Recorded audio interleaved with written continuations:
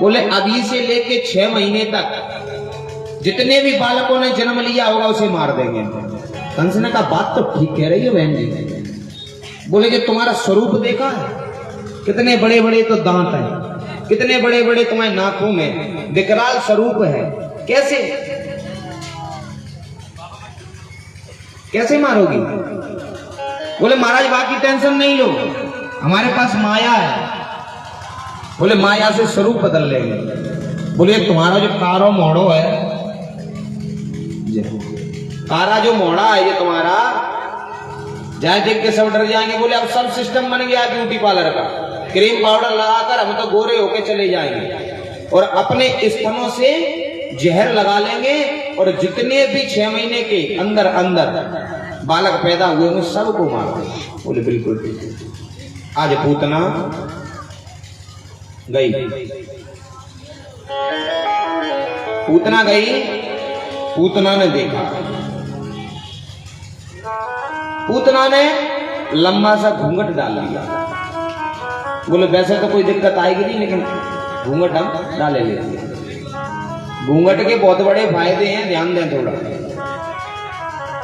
और ये फायदे केवल माताओं को ही मिले, पुरुष वर्ग पे नहीं। कथाओं में जाएंगी तो अपना नींद आ रही है तो घूंघट सरका लिया ना, तो अब हमारी नजर तो भाइयों पे ज्यादा रहती है, हमारे बूढ़े बुजुर्ग रहते हैं उन पे, और माताओं को नींद आई उन्होंने घूंघट लगा लिया और आराम से सो रही थी। और किसी बगल वाली ने देख लिया है सो रही है, नहीं हम तो आंख बंद करके कथा सुनना है प्रेम से।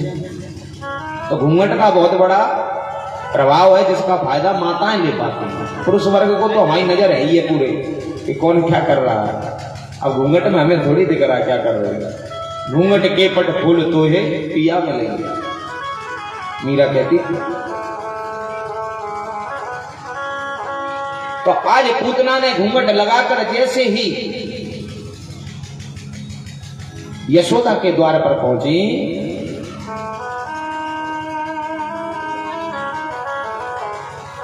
आज पूतना नंद द्वार पहुंचकर नंदरानी से मां यशोदा से मिली। जैसे ही वो यशोदा के पास पहुंची तो प्रणाम किया। बोली आओ, ब्राह्मणी सी लग रही हो तुम तो, हमें लगता पंडितानी हो। बोले हाँ हाँ। बोले लाला के दर्शन करने आई हूं, आशीर्वाद देने आई हूं। मेरे पति आशीर्वाद देकर चले गए, मैंने सोचा मैं हूं लाला को आशीर्वाद दे आऊं। हाँ हाँ आशीर्वाद दो। तो पूतना ने जैसे ही मां यशोदा के पैर छुए, नंदरानी के पैर छुए, तो कहने लगी तुम तो ब्राह्मणी हो, हमारे पैर क्यों छू रही हो? हैं हम यदुवंशी हैं, हम तो ठाकुर है। पूतना ये थोड़ा ही पता था कि पंडित पैर नहीं छूते हैं ठाकुरों के। तो आज अरे कोई दिक्कत नहीं, तुम तो बूढ़ी बुजुर्ग हो, सम्मानी हो तुम तो हमारी। पूतना ने कहा तो लाला पलने में सो रहा है। बोले चली जाओ आशीर्वाद दे। आज पूतना धीरे धीरे पालने के पास पहुंची तो हमारा कन्हैया पूतना को देखते ही आंखें बंद कर ली। अब प्रश्न यहां आता है बूढ़े बुजुर्गों का कि महाराज आंखें बंद क्यों कर ली? कई जगह हम बताएंगे क्यों कर ली। आंखें बंद इसलिए कर ली, कई संतों का मत है कि पहली बात तो भगवान मेरा गोविंद ये सोच रहा है पालने में लेटा हुआ कि हम तो यहां माखन मिश्री खाने आए थे, कि जब राम अवतार में भी हमको सबसे पहले राक्षसी माननी पड़ी थी ताड़क, और कृष्ण अवतार में भी ये राक्षसी आ गई। राक्षसियों से पीछा कैसे छूटेगा? हैं? तो आज आंखें बंद करी तो पहला संतों का मत तो ये है कि महाराज ये जहर लगा के आई हो। जहर पीता कौन है? कौन पीता जहर? शंकर भगवान। तो शंकर भगवान का आंख बंद करके ध्यान कर रहे हैं कि हे भोलेनाथ, जो जहर जहर तुम पीते जाओ, समुद्र में कितना हलाहल जहर निकला था, हलाहल पी लूं तुम्हारे लिए, मर के भी जी लूं तुम्हारे लिए। जाए तुम पियो दूध, दूध हम पिएंगे, क्योंकि हम माखन मिश्री और दूध खाने आए इस ब्रजमंडल में। तो आज क्या हुआ, एक मत तो ये है कि शंकर जी का ध्यान कर रहे हैं, दूसरा मत संतों का ये है कि भगवान के नेत्रों में सूर्य और चंद्रमा है, सूर्य और चंद्रमा को गिलानी हो गई, इसलिए नेत्र बंद हो गए। तो संतों के कई अलग अलग मत हैं।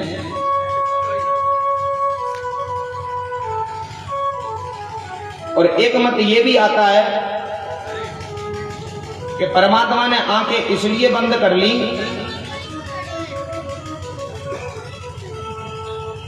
कि पहले ध्यान कर लूं, क्योंकि मैंने बताया था ना कल कि भगवान राक्षसी को मारने से पहले ध्यान करते हैं। ताड़का का मारा था राम अवतार में, तब भी आंखें बंद कर ली थी।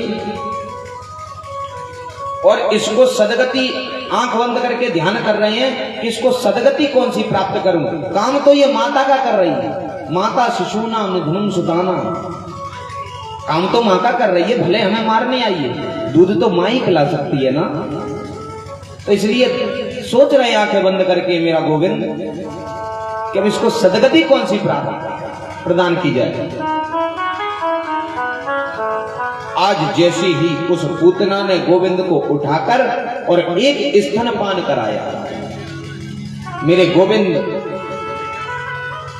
आज जैसे ही दुग्ध पीने लगे, और बालकों की आदत होती है, ध्यान देना, एक स्तन से दूध पिएंगे तो एक स्तन पे हाथ रखे रहते हैं कि जब दूसरे को पी नहीं जाए, छोटे बालक।